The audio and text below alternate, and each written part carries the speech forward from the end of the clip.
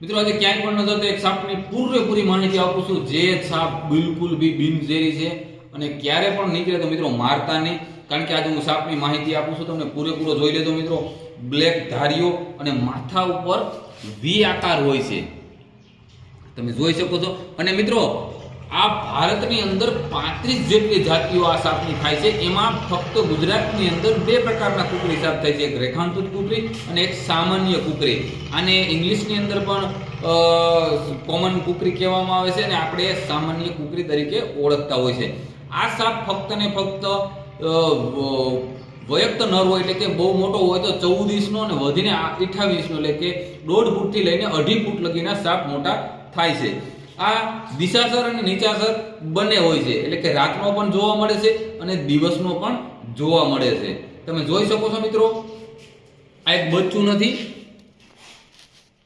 પણ એક વયસ્ક નર પણ તમે કહી શકો છો મિત્રો. અને આ ફક્ત ને ફક્ત મિત્રો 3 થી 4 ઈંડા આપે છે, જાજા ઈંડા નથી આપતો.